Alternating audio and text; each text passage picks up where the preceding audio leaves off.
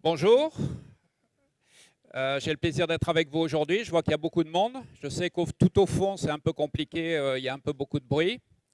Certains d'entre vous connaissent Oracle. Souvent, pour tous ceux qui connaissent Oracle, c'est surtout sur le côté base de données. Alors j'ai une première bonne nouvelle pour vous. Je ne vais pas parler du tout de base de données tout le temps. Merci. Donc si je parle base de données, vous me faites ça, hein, n'oubliez pas, ça me remettra dans la ligne. Je suis Pascal Giraud, donc j'ai la responsabilité au niveau Europe, Moyen-Orient, Afrique d'aider nos clients dans leur approche de réflexion dans la transformation vers le cloud, avec tout ce que ça peut comporter comme variante. Je pense que vous en avez vu un exemple juste avant, tout au long de la matinée. Donc l'idée aujourd'hui, c'est un peu de vous montrer ce que fait Oracle dans l'intégration des nouveaux services. Alors pour ceux qui ne font pas encore la sieste, vous avez peut-être remarqué que le titre a été divisé en deux. Il y avait une première partie qui était plutôt assez proche de ce que CAST a présenté sur l'évolution d'un système legacy vers le cloud. Et puis après cette intégration continue d'architecture, il se trouve qu'en préparant le discours, on s'est vraiment aperçu que ça ne tenait pas dans 40 minutes. Il aurait fallu 2 bonnes heures. Donc l'idée, dans le contexte aujourd'hui du D-Day DevOps, c'était plutôt de parler de cette approche continue d'architecture et de vous montrer un peu ce que Oracle fait. Mais j'aimerais commencer tout d'abord par plutôt l'approche et justement l'intérêt d'avoir ce rôle au niveau EMEA et de connexion avec le monde entier, de quelles sont les tendances que l'on voit au niveau mondial, donc qui certainement pour la plupart d'entre vous sont peut-être des portes ouvertes, mais qui nous paraissent importants de gérer ici. Donc ce que l'on voit aujourd'hui, et notamment pour les développeurs, c'est vraiment un moment excitant. On a toutes ces évolutions par rapport à un monde traditionnel de développement, tel que beaucoup d'entre vous, enfin moi, il y a un certain temps, est passé au travers.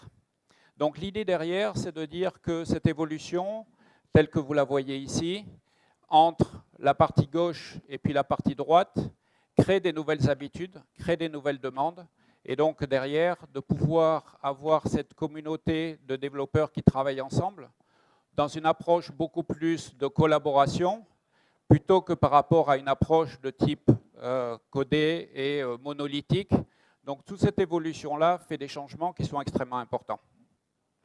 Donc, je vais me mettre en dehors de la ligne là. Donc cette approche de monolithique vers les microservices, donc, qui est un peu le thème aujourd'hui de cette journée, c'est vraiment ce que l'on voit comme une tendance forte dans l'ensemble des évolutions, dans les entreprises existantes, dans les startups. Ce n'est pas qu'une approche au niveau des startups, c'est vraiment une réflexion et une approche de fond que l'on trouve au niveau des différents environnements. Alors, un des premiers accélérateurs de tout ça, ça a été effectivement l'évolution vers la mobilité, la capacité d'être beaucoup plus rapide et beaucoup plus agile dans ses développements. Donc, on le voit ici. Maintenant, on parle beaucoup plus de bots. On va en parler un tout petit peu plus tard. Donc on voit cette évolution dans les technologies qui force en fait les développeurs à changer d'approche et à devenir beaucoup plus agiles. Donc l'idée que l'on voit ici, je ne vais pas vous parler des traditionnels Facebook, Netflix et autres, ou Airbnb, mais le principe fondamental du succès, il est vraiment orienté sur la capacité à répondre à des attentes des utilisateurs de manière quasi instantanée. Donc je suis à l'écoute, soit au travers de moyens de réseaux sociaux ou quoi. Je suis à l'écoute de ce que disent mes utilisateurs et je suis capable de réagir par rapport à des tendances, par rapport à des évolutions de manière quasi instantanée. Donc ça, c'est le point clé aujourd'hui que l'on retrouve dans cette démarche, une fois de plus, par rapport à l'expérience client, de pouvoir être capable de réagir immédiatement, ou dans les heures, dans les jours qui viennent, par rapport à des tendances, par rapport à une nouvelle idée qui est apparue sur le marché, par rapport à un concurrent qui a sorti une nouvelle offre qui fait attention. Donc, et on voit justement cette capacité, c'est un peu ce monde, ces deux mondes qui sont du monde traditionnel, des entreprises qui ont eu et qui ont toujours un peu de mal à pouvoir répondre de manière instantanée à tous ces besoins. Donc il y a cette vraie réflexion profonde, et en fait l'intérêt que l'on voit aujourd'hui, c'est ce qui est marqué tout en bas, c'est qu'on va redonner le pouvoir aux développeurs. Et c'est le point clé. Donc c'est une bonne nouvelle, je pense, pour beaucoup d'entre vous ici. C'est que derrière l'approche de développement, les outils tels qu'ils sont utilisés, la façon de travailler ensemble de manière collaborative est fondamentale. Et c'est pour ça qu'on voit de plus en plus arriver des nouveaux acteurs, bien sûr le monde open source, que l'on voit ici. Mais le point clé sur lequel il faut faire attention, c'est qu'effectivement, on ne va pas opposer deux mondes, hein, c'est vraiment soit une évolution des environnements existants, applicatifs, vers un environnement beaucoup plus structuré, vers des microservices, soit on va partir de développement type cloud natif de manière automatique. Donc les points clés aujourd'hui que l'on connaît, c'est la rapidité que j'évoquais rapidement tout à l'heure, cette rapidité de pouvoir changer. Aujourd'hui, ce n'est pas possible. La deuxième capacité, c'est que lorsqu'on a des environnements dans lesquels on trouve des bugs sur des environnements existants, on les a tous vécus, la capacité à pouvoir corriger ces bugs, de par le fait que l'application est monolithique, est assez compliquée. Alors il y a des outils qui permettent bien sûr d'anticiper, d'aller évoluer, on l'a vu un peu plus tôt, mais il y a quand même cette problématique-là de comment est-ce que je peux réagir à des tendances. Et bien sûr, un des points clés du cloud aujourd'hui, c'est la notion de coût associé, puisque ça a été le premier accélérateur de l'adoption du cloud, ça a été de dire la réduction des coûts par une meilleure optimisation des ressources. Donc tout ça fait qu'aujourd'hui, le monde évolue rapidement, sous la pression notamment des financiers. Mais derrière, le point qui est important, c'est que c'est permis, aujourd'hui, on peut le faire grâce à deux facteurs importants. Le premier, c'est l'open source. Alors vous allez vous dire, tiens, Oracle parle de l'open source, c'est un peu bizarre, jamais entendu ça, donc il va falloir vous habituer. Mais l'open source est un vrai driver aujourd'hui du changement parce qu'elle permet à l'ensemble des développeurs de choisir leurs propres outils et donc de ne plus être sous le contrôle de l'informatique interne qui va préconiser des choix et qui va vous imposer ces choix en termes de développement, de cycle de développement et autres. Donc ce point-là est important. Le deuxième qui est fondamental, c'est l'aspect cloud. C'est bien d'avoir mes propres outils, mais si derrière je n'ai pas des ressources informatiques que je peux utiliser à la demande, quand j'en ai besoin, je suis un peu bloqué. Donc c'est la combinaison de ces deux facteurs qui est extrêmement importante et qui va permettre de pouvoir accélérer toute cette approche-là et donc de pouvoir répondre aujourd'hui de manière quasi immédiate à des besoins. Donc c'est cette combinaison, mais il ne faut pas se tromper, derrière, il y a des nouveaux enjeux qu'il va falloir prendre en compte, que je vais essayer de détailler un peu par la suite, pour pouvoir répondre à toutes ces attentes. Alors, ce qui est intéressant chez nous, chez Oracle, c'est qu'on a des équipes de développement, hein, quelques milliers de développeurs. Et donc, tous les développeurs aujourd'hui suivent cette stratégie. Notre grand patron des développements, Thomas Kurian, a donné des règles de développement. Tout le monde est dans une démarche de type DevOps. C'est vraiment la direction. Donc, tous les développements sont agiles. Et on passe justement sur des cycles de développement aujourd'hui qui sont de 1 année pour des gros logiciels, à aujourd'hui des releases qui doivent être faites tous les 3 mois. Et déjà 3 mois, c'est beaucoup dans ce monde aujourd'hui.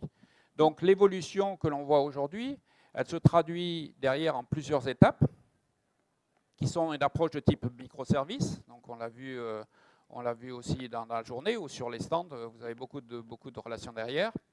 Donc ce besoin d'agilité, il est fondamental et il est guidé par ces différentes évolutions qui sont là. D'accord ? Cette démarche, donc, on va décomposer le code en microservices, donc soit des codes existants, je pense une fois de plus qu'on a fait une analyse derrière sur les codes qui sont plus matures pour changer, pour évoluer vers le cloud, ou alors c'est toujours plus simple, partir d'un code natif et de pouvoir développer avec toutes les technologies, avec les approches qui sont là. Donc ce que j'évoquais bien sûr derrière, c'est cette capacité de choisir.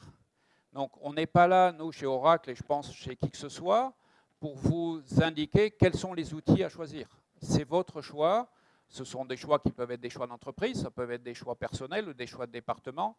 Mais l'idée, c'est de dire qu'aujourd'hui, la flexibilité, elle vient justement par cette richesse de choix en termes de développement, en termes d'intégration, en termes de déploiement. Donc avec l'ensemble des outils qui sont fournis derrière. Cela étant dit, il y a quand même des points de vigilance qu'il faut avoir. Le premier, bien sûr, quand on développe, et c'est ce qu'on voit sur la performance, c'est derrière de s'apercevoir, puisqu'on sait tous que lorsqu'on a une application, notamment sur le mobile, et que si elle n'a pas répondu en 2 secondes, l'application, hop, à la poubelle, Donc ce genre de challenge, il faut les prendre en compte au niveau du design. Et il faut pouvoir avoir des outils qui vont vous permettre de valider ces choix et de vérifier que les développements tels qu'ils ont été faits, dans cette complexité avec différentes technologies, vont bien ensemble et vous donnent une performance côté utilisateur qui est tout à fait acceptable. Le deuxième point aussi que l'on voit ici, c'est la partie analyse, que l'on ne prend pas souvent en compte, qui est de dire je fais mon développement, je le publie, et puis derrière, j'écoute ce qui se passe, quels sont les feedbacks. Nous, notre analyse, elle est de dire que lorsqu'on fait des nouveaux développements, il faut prendre en compte l'avis des utilisateurs immédiatement. Ça doit être dans le code sur lequel on analyse la performance, on analyse l'évolution, on analyse les besoins clients, les tendances. Il y a des environnements qui ne sont pas utilisés, quels sont les changements qu'il faut faire. Donc toute cette partie-là ne doit pas être négligée, et elle doit faire partie inhérente de l'ensemble des projets, et elle est souvent ignorée. Donc le point clé, je pense qu'on est tous d'accord sur la définition du cloud native. Donc on est vraiment sur une approche de philosophie. Alors ça inclut bien sûr les people, enfin les personnes, c'est extrêmement important dans la démarche. Donc cette partie-là de cloud native, l'idée d'Oracle aujourd'hui, c'est de dire, on le verra juste derrière, il y a une multitude de différents environnements qu'il va falloir intégrer. Donc notre job en tant que technologiste, c'est de vous dire, on va vous fournir des outils de simplification, de fédération, de fondation de la plateforme qui va vous permettre d'aller plus vite et de vous concentrer sur l'aspect métier, qui est le plus important. Comment est-ce que je réponds aux attentes du métier? Parce que si l'on regarde aujourd'hui un peu un environnement tel qu'il est couvert, l'idée c'était de parler autour de CNCF. Donc je ne sais pas si tout le monde connaît ou a vu CNCF. Ce que fait l'offre, il n'y a pas beaucoup. Donc je vous engage à aller voir sur le site. L'idée derrière, c'est un consortium qui fédère un peu toutes ces plateformes. Donc l'idée, c'est de pouvoir gérer des containers, de pouvoir les créer, les gérer, les maintenir. Donc tout le cycle de vie des containers grâce à différents outils. Une fois de plus, c'est multiplateforme. Et donc derrière, le principe même de CNCF, c'est de pouvoir avoir sur l'ensemble des fournisseurs de cloud, y compris Oracle, donc un environnement qui est basé autour de l'open source, bien sûr natif autour des containers. Et donc c'est ce que l'on voit aujourd'hui comme tendance, comme étant les points clés sur lesquels les nouveaux développements doivent se focaliser. D'accord ? Donc l'idée derrière, c'est qu'autour de CNCF, ça va permettre de favoriser certains environnements, parce que le point clé que l'on voit, je ne sais pas pour ceux qui l'ont vécu aujourd'hui, on a beaucoup de tests, on a beaucoup d'expérimentations. En fait, on a très peu d'environnements aujourd'hui natifs autour des containers qui sont en production sur des applications critiques. Très peu dans le monde entier. Donc je pense que c'est simplement parce qu'il y a une certaine maturité qui est tout à fait normale à prendre en compte. On parle beaucoup aujourd'hui de Kubernetes. Donc Kubernetes, ce qu'on a constaté notamment, c'est sur l'intégration au niveau du IaaS, elle n'est pas forcément évidente. Je pense qu'on a quelques personnes dans la salle qui l'expérimentent assez régulièrement. Donc cet environnement-là, il n'est pas très trivial. Et puis on est vraiment dans un modèle qui est complètement nouveau. Donc par rapport à ce modèle nouveau, il faut prendre en compte tous ces aspects, apprendre, comprendre et évoluer par rapport à ça. Et le dernier point sur lequel je vais revenir un petit peu derrière, c'est cette notion de serverless, qui va, une fois de plus, rajouter un niveau de simplification. Simplification, ça veut dire qu'il va falloir changer un peu nos approches, nos modes de pensée, et de pouvoir déployer là-dessus. Donc c'est ce que je vais évoquer un peu plus tard. L'idée d'Oracle, c'est donc, de contribuer au niveau de CNCF, comme un acteur majeur, parce qu'on a énormément de contributions à donner, et donc de participer là. Un exemple relativement simple, c'est 3 contributions, telles qu'on les voit aujourd'hui. Donc la première, c'est assez intéressant, c'est que dès qu'on parle de containers, on va parler de containers et de les déployer en milliers ou en dizaines de milliers. Aujourd'hui arrive la notion de micro-containers. En fait, le principe est relativement simple. C'est de dire un container, vous pouvez mettre dans votre application l'ensemble de votre application, les dépendances de votre application, Mais aussi, on peut avoir des dépendances qui ne sont pas nécessaires à cette application, des librairies par exemple.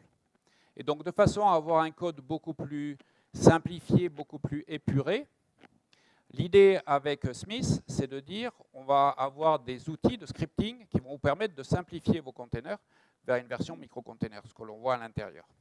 Donc ça, c'est un des premiers axes qui ont été développés. Le second sur Railcar, c'est de dire, vous l'avez peut-être aussi expérimenté, c'est Docker avec tous les bénéfices que ça apporte. Il y a aujourd'hui des interactions, notamment sur les tables de nommage avec Linux, qui ne sont pas forcément évidentes à gérer. Et donc l'idée, c'est plutôt avec Railcar d'avoir un runtime qui est conforme avec Oracle Open Container Initiative, qui fait partie de CNCF. Donc d'avoir cette démarche qui est inclue et qui va vous permettre d'avoir vos propres runtime, tout à fait standards, mais ça va permettre de s'affranchir de certains obstacles que l'on a dans les environnements Docker. Donc ce n'est pas une remise en cause, c'est simplement une alternative qui vous permettra dans certains cas d'être plus efficace, d'avoir moins de bugs, etc. Et le troisième, qui rejoint un peu un des points que j'évoquais tout à l'heure, des bugs, tout le monde en a fait, tout le monde en aura, ça continuera. Donc l'important, c'est de les détecter le plus tôt. Et donc l'idée avec CrashCart, c'est de pouvoir avoir du microcode qui est dans vos applications et qui va faire de la validation de code à la volée et qui va vous permettre comme ça de pouvoir déployer en toute sécurité en ayant testé votre code. Donc voilà par exemple le type de contribution que Oracle fait aujourd'hui. Il y en aura beaucoup d'autres. Donc ça a été fait par nos équipes d'engineering pour nos propres besoins et mis à la disposition de la communauté de manière directe. Si on rentre plus maintenant dans ce que fait Oracle, dans tous ces environnements, alors une fois de plus, j'allais dire, on ne va pas rentrer de partout et je ne vais pas parler des bases de données, d'autant plus que vous voyez qu'il n'y a pas que des bases de données Oracle, on est dans un monde open source. Donc on parle de data management, mais ce n'est pas le propos d'aujourd'hui. Donc ce que j'aimerais détailler, c'est plutôt cette partie CI/CD, dont on a évoqué aujourd'hui, sur les aspects de développement et d'outils. Donc on va commencer par cette partie-là. Donc notre approche, comme je l'ai évoqué tout à l'heure, c'est de vous apporter une simplification dans l'utilisation des outils, dans les développements que l'on a, dans l'ensemble des développements que l'on a aujourd'hui, et donc de pouvoir avoir une plateforme complètement intégrée, mais qui reste complètement portable, avec aucune adhérence avec les technologies d'Oracle qui ont fait notre compétence depuis très longtemps. Donc c'est géré par la communauté. On est à l'écoute d'un peu des grandes tendances du marché. Et donc c'est pour ça qu'aujourd'hui on a passé énormément de temps sur les développements de Kubernetes, de façon à avoir une plateforme prête à l'emploi sur laquelle vous allez pouvoir la déployer, la gérer de manière extrêmement efficace. Et j'y reviendrai juste après. Donc l'idée de principe fondamental, c'est qu'une fois de plus, les plateformes aujourd'hui autour des containers, cette gestion-là native, il n'y a pas d'outils miracles qui vont vous permettre de gérer le cycle de vie de bout en bout. C'est fait aujourd'hui l'assemblage de différents composants, de différents éléments. Et donc nous, tout le travail que l'on fait, c'est autour de notre plateforme cloud, de pouvoir avoir ces environnements de développement qui sont prêts à l'emploi et prêts à la consommation. Comme ça, vous vous focalisez uniquement sur les développements que vous avez à faire. Donc la partie simple, c'est par exemple sur la gestion des registres avec Quake, qui est intégré directement dans nos environnements. Donc de segmenter les différentes approches en termes de développement. Donc on ne va pas revenir sur le cycle de développement que vous connaissez tous très bien, mais plutôt de voir la partie, si on regarde la partie déploiement derrière, que ce soit en utilisant des outils qui sont là, des outils traditionnels, hein, de gestion de base de données par exemple, ou des outils qui vont superviser l'environnement. Donc la somme des deux, combinée avec tout le cycle de développement, c'est vraiment là-dessus qu'on apporte, une fois de plus, cette architecture intégrée qui va vous permettre, alors ça peut être fait au travers d'optimisation Java ou non, une fois de plus, c'est votre choix en fonction de votre héritage intellectuel et des développements que vous avez l'habitude de faire. Donc de pouvoir apporter cette démarche de bout en bout et de pouvoir gérer votre produit avec l'ensemble des éléments. Alors, ce n'est pas une suite complètement intégrée, hein, il faut voir que ce sont des différents éléments dans le cycle de vie qui sont appropriés. Le deuxième point sur lequel je voudrais insister, c'est sur la partie API et sur la plateforme API. En fait, ce que l'on voit comme tendance, je ne sais pas si vous avez commencé ces réflexions, c'est qu'on voit l'évolution entre une approche de type interface utilisateur. Donc, quels sont les besoins de l'utilisateur? Comment je présente mon code et mon application aux utilisateurs, notamment avec l'émergence des mobiles. Ça a été aujourd'hui, depuis un certain temps déjà, un peu le driver des réflexions et des développements et des architectures de code. Ce que l'on voit de plus en plus aujourd'hui, c'est l'émergence plutôt côté API. Et notamment, une des raisons, c'est qu'il faut dissocier la partie logique de la partie présentation. Et dans beaucoup d'applications, je pense que vous avez développé ou qui sont sur le marché, il y a quand même une adhérence forte entre les différentes couches. Et cette adhérence forte, elle pose des problèmes, notamment avec l'évolution des nouvelles technologies. Je reviens juste sur les bots, par exemple. Si vous voulez intégrer un bot dans une application, si vous devez dissocier la partie présentation de la partie logique, c'est assez compliqué. Donc si la partie logique présente des API, ces API permettront d'intégrer des bots de manière directe au travers de ces API, et puis de considérer derrière, par exemple, on parle beaucoup de réalité virtuelle, même si aujourd'hui, ou de réalité augmentée, même si aujourd'hui ça reste anecdotique. On pense que des applications comme ça, on va les retrouver dans la plupart des environnements, y compris des environnements d'entreprise assez lourds. Donc par rapport à cet aspect-là, l'intérêt des API, c'est de pouvoir se dire, donc tout est normalisé, et donc je vais pouvoir m'intégrer, me focaliser et me connecter à ces environnements d'API. Une fois qu'on a dit ça, l'intérêt, c'est quand même, il faut pouvoir les gérer. Parce qu'on parle aujourd'hui de bibliothèques d'API que vous pouvez trouver sur le marché. Il y a des catalogues que l'on gère, par exemple, sur lesquels vous pouvez enrichir vos propres développements et vos propres API. Donc on parle de dizaines de milliers qui vont intervenir là-dessus. Donc l'orchestration, l'utilisation de l'ensemble de ces plateformes n'est pas forcément quelque chose qui est intuitif. D'où le rachat que l'on a fait depuis un an maintenant d'Apiary, dont c'est le métier, qui a été vraiment de dire gérer le cycle de vie des API en termes de création, d'utilisation, de documentation, de performance, de monétisation, donc comment est-ce que je charge, etc. Donc tous ces aspects-là sont des points qui sont à prendre en compte aujourd'hui dans vos développements et qui permettent justement de passer les étapes vers le futur, vers des nouvelles approches de développement qui sont complètement intégrées. J'ai parlé brièvement tout à l'heure de l'approche serverless. Donc là, l'idée, elle est un peu différente, mais ça reste fondamentalement les mêmes concepts, qui sont de dire, aujourd'hui, lorsque je dois déployer sur une infrastructure, je dois me préoccuper du type d'infrastructure. Quels sont les serveurs, quel est l'OS, quels sont les outils de virtualisation, sur quelle plateforme je déploie, etc. Et tout ça, il faut le prévoir en amont, en général, lorsque vous travaillez sur votre code.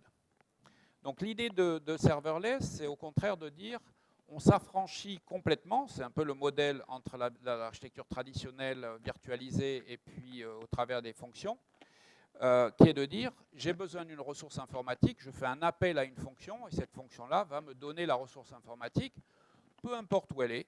Elle peut être en local, elle peut être dans un cloud, elle peut être n'importe où. Ce qui m'intéresse moi, c'est d'avoir accès à cette fonction.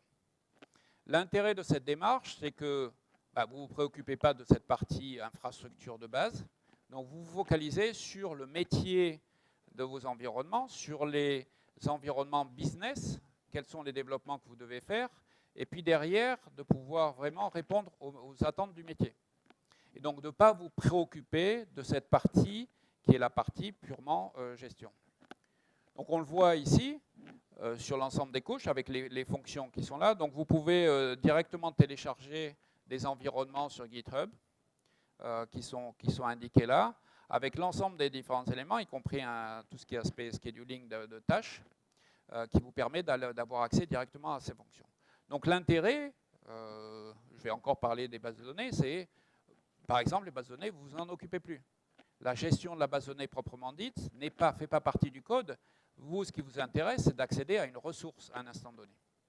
Donc cette démarche-là, elle est complètement intégrée. Donc voilà un peu les différents éléments que l'on trouve au niveau des containers. Et donc l'idée, on a racheté une société qui s'appelle Worker. L'idée, c'était de dire, une fois qu'on a ces différents composants, mais comment on gère le cycle de vie? Je crois que ça a été évoqué dans une des questions un peu plus tôt. Comment on gère le cycle de vie des applications? De la création, du déploiement, jusqu'à la partie management opérationnel des choses. Donc l'idée, une fois de plus, c'est de vous dire qu'on a des outils, on a des plateformes qui vous permettent d'aller beaucoup plus vite, de pouvoir aller accélérer dans vos développements, tout en ayant un cycle de développement projet qui est géré de manière officielle. Donc vous avez un lien là qui est celui de Open World. Vous pouvez accéder et télécharger l'environnement, par exemple, pour faire vos propres idées, pour jouer avec. Donc ça fait partie des choses sur lesquelles on contribue complètement dans la démarche. Alors, je voulais parler un petit peu de bots, analytics, mobilité. On a vu la contrainte de temps, je n'ai pas participé, mais sachez qu'aussi, il y a dans la plateforme l'évolution vers les nouvelles technologies. Donc, une fois de plus, la mobilité, c'est aujourd'hui bien mature. La partie chatbot, l'intégration dans vos applications de manière native, c'est moins intuitif, c'est moins aujourd'hui, c'est dans l'air du temps, mais c'est beaucoup moins déployé au niveau des différents éléments. Donc, ces points-là, vous aurez accès, je pense, au contenu donc, qui est derrière. Le dernier point sur lequel je voulais me focaliser, c'est sur la partie sécurité.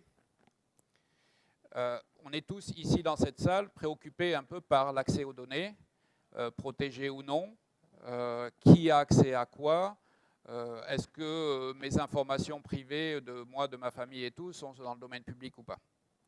Donc le principe fondamental, et c'est un peu ma prière à vous tous, c'est qu'il faut que la sécurité soit intégrée dès le début dans les applications. Il y a un mode qui est simple aujourd'hui, que l'on voit souvent, c'est je développe mon application et la sécurité, c'est quelqu'un d'autre qui s'en occupe. Donc l'accès aux données, on parlait tout à l'heure, un container qui s'arrête et puis qui corrompt vos données, ce n'est pas forcément des choses qu'on aimerait voir. Donc ça, c'est le premier point clé. Donc avoir la sécurité qui est intégrée, alors elle peut être intégrée comme le font dans beaucoup de codes au niveau directement des développements, avec une sécurité d'accès, avec du cryptage, avec des choses comme ça. Mais ce qui nous paraît plus important, c'est que dans cette approche, du coup, on va être très fragmenté. Et comme une approche de type justement microservice est assez fragmentée par des développements, par la nature même de l'organisation de l'architecture, il est fondamental d'avoir une approche de sécurité qui soit vue de manière globale et qui intègre tous les différents éléments tous ensemble. Donc voilà ces différents points que je voulais évoquer. Donc pour résumer, on arrive aux 5 minutes. Donc pour résumer ce que je voulais évoquer, on a parlé de la première partie qui est effectivement la partie développement, déploiement, mais vous voyez que derrière, quand on regarde aujourd'hui au niveau des clients dans le monde entier, des entreprises, il y a tout un tas d'éléments supplémentaires à prendre en compte dans les développements. Donc par exemple, j'ai mon code, j'ai fait mon développement, etc. Comment est-ce qu'il s'intègre dans un environnement existant? Comment est-ce que je récupère des données, des informations, des applications qui vont s'intégrer par rapport à ça?